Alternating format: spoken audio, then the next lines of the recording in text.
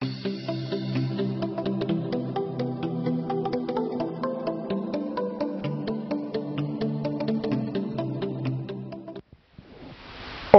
bienvenidos a los coloquios de iSanidad. Yo soy Luis de Haro y quería presentaros a las personas que van a estar con nosotros para hablar de la farmacia como espacio del Sistema Nacional de Salud. Por un lado tenemos a Carmen Valdés, médico de atención primaria del SERMAS, y por otro lado tenemos a Luis de Palacio, que es presidente de FEFE, de la Patronal de Farmacia. Hola, lo primero que queríamos es preguntaros verdaderamente si el médico de atención primaria está muy desbordado. ¿Qué actividades hace un médico de atención primaria que son más administrativas? Bueno, muchísimas gracias por la invitación, Luis. Es un placer estar aquí con vosotros y compartir un rato esta tarde. No sé por dónde empezar. Yo vengo ahora mismo de la consulta, he comido rápidamente y me hace mucha gracia, me choca que pregunte si el médico de atención primaria está desbordado. Yo me he sentado en la consulta a las 8:10 de la mañana, exactamente sentada físicamente, me he levantado a las 2 menos 20 con 5 minutos de interrupción para ir a un sitio, nada más. Efectivamente, yo creo que sí, tanto por mi parte, por todos los centros de salud, por lo que yo conozco, efectivamente hay una sobrecarga asistencial, pero gran parte efectivamente es un tema administrativo. Yo calculo que entre el 65-70% de la carga en un momento determinado de la consulta puede llegar a ser un tema administrativo. Y además de ser un tema administrativo, es una cuestión que no da un mejor servicio a los pacientes. No lo da, efectivamente.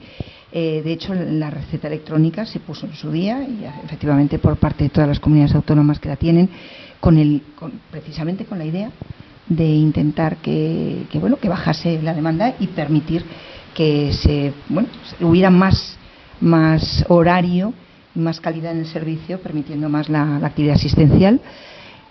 Da igual, quiero decir que una manera, sí que ha solucionado, o sea, eso es indiscutible que ha hecho, pero no tenemos el suficiente tiempo. ¿Hay un tiempo para atender a pacientes telefónicamente, para atender a pacientes vía email? ¿Hay algún tiempo que esté dedicado a lo que podemos llamar telemedicina? En absoluto.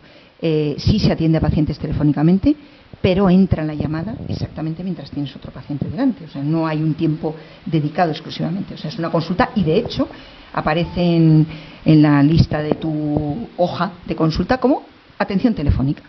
Atención telefónica, que es que mientras tú estás viendo a un paciente en la consulta, entra una llamada porque alguien quiere hacerte una pregunta, pues desde casa. Telemáticamente sí que es verdad que la historia clínica, o por lo menos en un momento determinado, la historia clínica electrónica nos permite conectar con cada uno con su hospital de referencia para, en algunos momentos, sí establecer un vínculo muchísimo más sencillo, ¿no? Más accesible para mejorar la calidad asistencial. Pero bueno, esto no es siempre así. Hay cuestiones desde la farmacia que sí se pueden abordar desde la farmacia.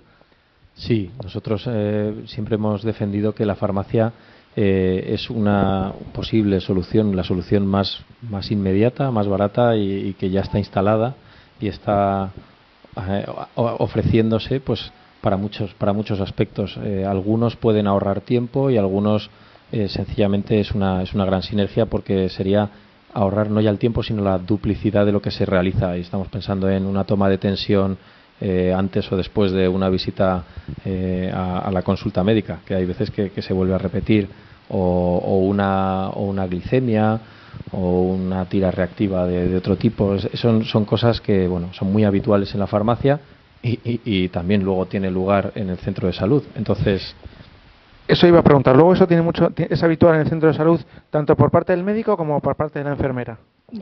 Vamos a ver, cuando por ejemplo se detecta como está diciendo Luis perfectamente, que existe alguna persona que acude al establecimiento de la oficina de farmacia precisamente con alguna patología o en una sintomatología, que ellos pueden orientar, efectivamente la remiten al centro de salud, y nos orienta mucho, ¿no? El control luego de la patología, como puede ser, por ejemplo, pues eso, la tensión, que la tengan descontrolada, o que en un momento determinado tengamos por parte de la enfermería una sobrecarga de la consulta, esa oficina de farmacia puede efectivamente ayudarnos para que el control de la tensión o del factor que tenga en un momento de riesgo pues pueda ayudarnos. O sea, que realmente la farmacia no es ni muchísimo menos una competencia, sino es una ayuda dentro del sistema sanitario, por lo menos así lo veo yo. ¿Esto se puede reflejar en la historia clínica? Sí, en la historia clínica debería de reflejarse, o sea, que efectivamente los controles, pero no entiendo bien la pregunta, perdón. Sí, pregunto que si esta toma de tensión, ¿esto se refleja después en la historia clínica del paciente? Si ha sido tomada en la farmacia, efectivamente. No, si ha sido tomada en el centro de salud. Sí, claro, que eso todo lo porque si ha sido tomada en la farmacia, desde luego no. También lo apuntamos, cuando se llevan el papel, pero la farmacia no lo apunta. No, o sea, hoy no tenemos ese acceso. Sí. Nosotros lo que vemos es que si queremos entre todos desburocratizarnos el trabajo, o no hacerlo dos veces, poco a poco tenemos que decir, pues accedamos todos al mismo sitio, ¿no? Que es a donde vamos a discutir una famosa historia clínica compartida, digital, pero desde luego la farmacia pide acceso para permitir, que habíamos hablado ya muchas veces, de mejorar la calidad asistencial de todos los profesionales sanitarios que estamos tratando al paciente o viendo al paciente día a día. Pero eso no quiere decir que el farmacéutico prescriba. El que prescribe es el médico. Por supuesto. Es la prescripción, es una cosa, es un acto profesional médico. ¿Puede ser una parte del miedo que empiece a prescribir el farmacéutico? Bueno, yo no lo entiendo así. Vamos, yo creo que ni por parte de mis compañeros en absoluto. Es más, yo voy a contar una anécdota de algo que me ocurrió a mí exactamente en mi farmacia. Pues con una medicina, como era un hierro, con una incompatibilidad con un tratamiento para el tiroides. Y dispensé una receta para mi hijo y efectivamente en la farmacia me dijeron, que está tomando hierro. O sea, había una incompatibilidad que desconocía yo absolutamente. O sea, valoro el acto farmacéutico y el apoyo de la farmacia como para detectar no solo errores en pacientes que se conocen, sino como un apoyo absolutamente para lo que vamos, que es mejorar el sistema. Pero vamos, yo no entiendo, no veo que haya ningún miedo para que sea el farmacéutico el que prescriba, para nada, Yo creo que la terminología que se usa para nosotros, nuestra profesión, tiene un consejo profesional. Y se habla de consejo y no de prescripción porque yo entiendo que la autoridad que se le confiere a uno u otro son distintos. Y además emanan de sitios de origen distinto. La prescripción viene de quien diagnostica, es decir, que está íntimamente vinculada. Quien no te ha diagnosticado tampoco debería ser quien te prescribiera, pero el consejo tiene otra connotación, es un consejo profesional, viene de aquel que es un experto conocedor en el ámbito del medicamento. Entonces, yo creo que sí que si en un mundo ideal, a lo mejor lo que estaríamos es ante una colaboración profesional perfecta. Por ejemplo, el caso que nos has relatado antes sería un ejemplo de colaboración. ¿Y cuándo es perfecta? Pues cuando los tiempos de esa colaboración son mínimos, cuando la comunicación va y viene muy rápidamente, cuando no supone una carga burocrática excesiva, porque si tú tienes que documentar cada una de las transmisiones y rubricarla y ratificarla y no sé, lo acabas de recargar de tal manera que pues que al paciente no le es útil. Un paciente tiene un problema de salud, su principal preocupación es resolverlo cuanto antes y en las menores visitas posibles. Entonces, siempre que vayamos con ese norte, al final nos encontraremos en ámbitos de multidisciplinaridad, de colaborar, al farmacéutico le corresponde verificar la validez de la receta. Eso es lo que la ley nos limita, ¿no? O sea, nosotros no, entiendo yo hasta la fecha, que nosotros no somos un control negativo de la prescripción médica. Nosotros no podemos negar una prescripción injustificadamente, y la justificación que la ley nos permite es la validez de la receta. Entonces, es que viene con una receta válida de hierro. Ya, pero a lo mejor hay un error en el conocimiento del médico que prescribió. ¿Por qué? Pues porque no se había dado cuenta, porque tuvo solo 2 minutos para esa consulta, etcétera. Nosotros, en vez de 2 minutos, podemos escalar nuestra oferta asistencial. Eso es una de las cosas que yo creo que aporta la farmacia, ¿no? Que al ser nuestra propia responsabilidad cada uno de los establecimientos sanitarios, podemos escalarlos, reducirlos, ajustarlos, ampliar el horario, reducir el horario, amoldar el horario. De hecho, esa flexibilidad dentro de unas reglas es la que deberíamos aprovechar todos, desde las instituciones, cuando las ocupamos, ¿no? Para decir, pues aprovechemos y usémoslas. Además, otra de las cuestiones que me surge inmediatamente es el tema de los crónicos, ¿no? Con el aumento de las patologías, sí. Cada vez hay más crónicos, la esperanza de vida cada vez es mayor, entonces, ¿qué decir? Eso aumenta más todavía la necesidad de una atención médica, de una atención sanitaria, que no solamente tiene por qué ser dada en el centro de salud, sino que también se puede hacer en la farmacia. Me imagino que crónicos tendréis uno o más de uno. Más de uno.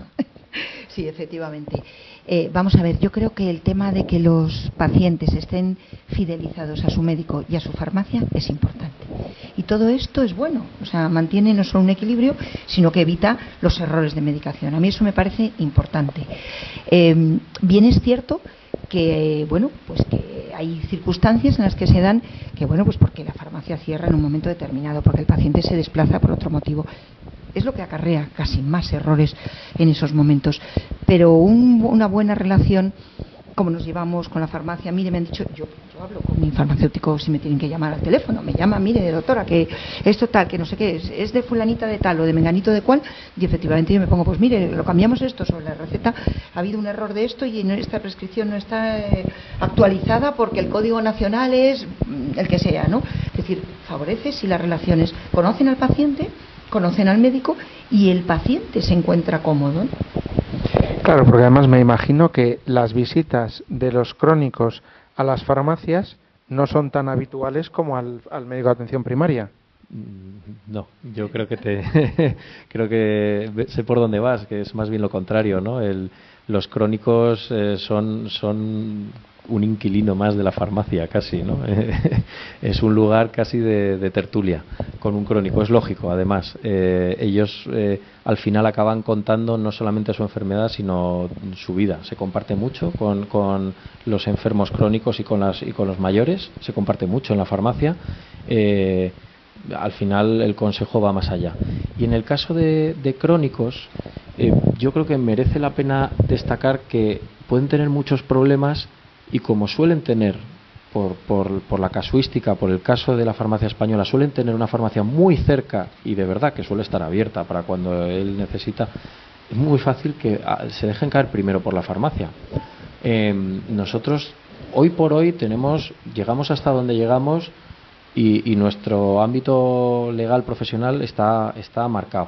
¿Qué es lo que pedimos? Pues pedimos que esa frontera pueda desplazarse un poco, con respeto profesional, por supuesto, pero que pueda desplazarse un poco para resolverles la vida. Por ejemplo, paciente que llega y, por lo que sea, de diabético, la pluma de insulina no le funciona bien, pues porque ni siquiera las agujas, sino que hay veces que hasta el mecanismo no eyecta bien. Y bueno, pues son medicamentos muy caros, que si lo adelanta, que si no sé qué, que si tengo que ir a la prescripción, o sea que a él le crea un desasosiego. Y estamos hablando de un medicamento que para él es absolutamente necesario, además. O sea que no es... bueno, yo me atrevería a adelantar que los farmacéuticos, al margen de la regulación, muchas veces hemos facilitado una ayuda adelantándolo, diciendo, pues, o te lo cobro, o te lo dejo en depósito, o llámame, pero tienes que venir con la receta, tal. Por supuesto, si entre medias de todo esto ocurriese una inspección sanitaria, pues nos caeríamos con todo el equipo porque estábamos justo al margen, pero ¿realmente esto era necesario para ese paciente? Sí, realmente esto era necesario. ¿Ahorraría mucho tiempo atender más a los crónicos desde la atención, desde la farmacia? Es decir, ¿habría más tiempo para otros pacientes que no van solamente a pedir, por favor, doctora, repítame cómo tengo que tomarme todo mi... Vamos a ver, yo creo que el Consejo Sanitario, o efectivamente, como está diciendo Luis perfectamente, está basado en un buen trípode, que es la farmacia, la enfermería y desde luego atención primaria, ¿no? Especializada. Sí es cierto que da las normas muy por arriba, pero realmente la continuidad de todo esto parte de atención primaria y así es decir, que se lo explique su médico de cabecera, ¿no? Porque esto es la coletilla que muchas veces los médicos de atención primaria nos quejamos. El que el paciente sea crónico y conocido por la farmacia y que la pauta, pese a que se saca con la receta electrónica, pese a que la escribimos, para que los que estamos muy volcados con la adherencia de los pacientes y escribimos todo en su hoja, llega un momento que a veces los pacientes no lo comprenden, ¿no? O nos queda un lapso en el que no. En ese momento la farmacia es vital. Y si en ese momento además la farmacia detecta algo que está mal hecho, el paciente vuelve nuevamente a atención primaria con la duda, mire, es que me ha dicho el farmacéutico que, con lo cual yo creo que ahorraría mucho tiempo de muchas cosas para dedicar un poco más a patologías agudas, necesarias, que no estarían efectivamente para... Pero yo quiero hacer un inciso, si me permitís los dos. Yo creo que el problema no es tanto que el médico vea la farmacia como algo que le va a quitar la prescripción, ni muchísimo menos, como creo que perfectamente ha explicado Luis, sino que a veces quizá entre atención primaria y la farmacia, la oficina de farmacia, podemos encontrar una cierta confrontación precisamente por alguna medicación que se ha detectado, que se ha dado hoy mismo. Concretamente, puedo contar el caso de la consulta, si tengo tiempo y me permitís, y es precisamente cuando a veces, de una manera injustificada, pero es verdad que con características de hacer un bien, pues para una infección urinaria, pues se ha dado determinado antibiótico sin prescripción, que ahora ya no está así, pero durante mucho tiempo se ha hecho. Bueno, eso ha creado una resistencia a los antibióticos que estamos pagando ahora. Entonces, tenemos que ir juntos, tenemos que coordinarnos, ir juntos, pensar que donde no llega uno, llega el otro de una manera muchísimo mejor. Además ha utilizado un término que a mí me gusta mucho, que es el término de la adherencia, porque justo, otra de las preguntas que me parece clave es la gravedad, que los dos lo conocéis muy bien, de la falta de adherencia al tratamiento para el Sistema Nacional de Salud. Se puede detectar o se puede medir en euros por la cantidad ingente de dinero que se pierde por eso, y también por todos los recursos que utiliza el sistema. ¿Cómo pueden ayudarse mutuamente la oficina de farmacia y atención primaria a mejorar la adherencia al tratamiento? Que es una de las cuestiones que creo que son y serán claves por estas dos cosas, por la cuestión económica y por la cuestión de recursos. Pues yo cuando se habla de adherencia siempre pienso que ahí sí que yo creo que la farmacia puede ofrecer la mayor solución, pero vuelvo a insistir, por la capacidad y la oferta que ahora mismo está instalada. Cuando se habla también del ahorro, claro, el problema es que al político es muy difícil demostrarle, y a la gente en general es muy difícil demostrarle el ahorro por tener buena salud. Es decir, perdone, este señor que tenía una angina de pecho, un infarto, este señor que tenía alguna cardiopatía, por estar bien tratado y llevar una buena adherencia, pues el tiempo que ha pasado hasta que ha vuelto a tener un capítulo de la cardiopatía ha sido, digamos, 2-3 años. 2-3 años sencillamente con visitas regulares y muy periódicas, sin pisar la especializada de manera más que rutinaria, vamos, la recurrente suya, sin un ingreso. El día que ella pisa urgencias en una camilla, los costes es que están disparados. Es que se ha pagado la medicación, pues es que estoy pensando en la medicación suya de genéricos que probablemente esté consumiendo para el resto de su vida, ya la acaba de pagar esa mañana. Entonces, el segundo capítulo de la adherencia es que en el momento en el que no hay una buena adherencia, hay estudios que ya dicen que es lo mismo que no tomársela en absoluto. Es decir, que la variabilidad del problema que te va a ocurrir en el tiempo se pierde, no sabes cuándo te va a ocurrir mucho antes, y además en personas mayores puede provocar la descompensación de las personas mayores, que ya sabemos que cuando una persona mayor ahora mismo se están logrando calidades de vida impresionantes hasta los 90 años, y de repente una pequeña descompensación hace que una infección lleva a una pulmonía lleva a un tal, y ahí se acaba. Entonces, una buena adherencia nos está dando pues más años de vida y mejores años de vida, clarísimamente. Y como médico de atención primaria ayuda mucho una adherencia a los pacientes. Es que claro, son anécdotas todos los días, ¿no? Esta mañana concretamente, o sea, los errores que podemos cometer simplemente por no preguntar si toman bien la medicación. O sea, solo eso. Esto me ha pasado esta mañana. Una paciente joven con un problema de tiroides y de pronto, bueno, de una analítica del mes de julio, ahora, de revisión de 4 meses después, bueno, disparada.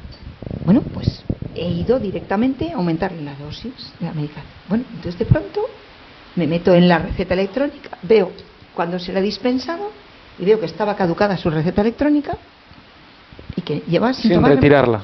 Absolutamente.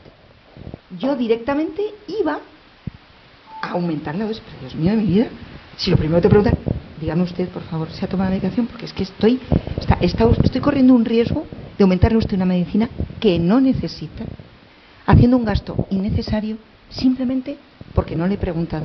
Eso, efectivamente, gracias a Dios, no lo he hecho. Pero es verdad, solo preguntaron.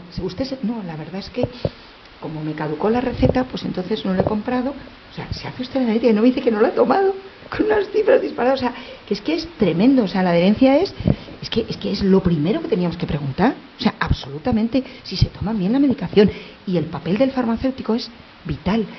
Es cierto que el que retiren la medicación no implica que se la tomen, pero por lo menos estamos acortando el periodo de decir, vamos a la horquilla, ajustando un poquito, ¿no? Sin embargo, hay una cuestión que es muy importante, porque cuando preguntas a algunas autoridades qué relación puede haber entre la farmacia y la atención primaria, la primera respuesta es: antes que estudiar la farmacia, lo primero que tenemos que hacer es invertir más en atención primaria. Yo creo que es importante invertir más en atención primaria, pero invertir pensando bien en todos los agentes que participan en el sistema, ¿no? A ver, hay que invertir más en atención primaria. O sea, sí, de eso no tenemos duda. No, de eso no tenemos duda. Pero lo que digo es que hay que mirar todos los agentes, pero volvemos a ser, que queremos ser eficientes, vamos a mirar todos los agentes que hay y a reorganizar nuevamente el sistema. Luis, cuando has hecho la pregunta me ha gustado muchísimo, porque es exactamente lo que piensa el gestor. ¿Invierto más en atención primaria o hago algo con la farmacia? Esa disyuntiva nos acaba de colocar fuera de atención primaria. Solamente esa manera de pensar. Entonces, bien, hay que invertir más en atención primaria, pero yo reclamo mi puesto, mi sitio legítimo en atención primaria. Pero inviértase.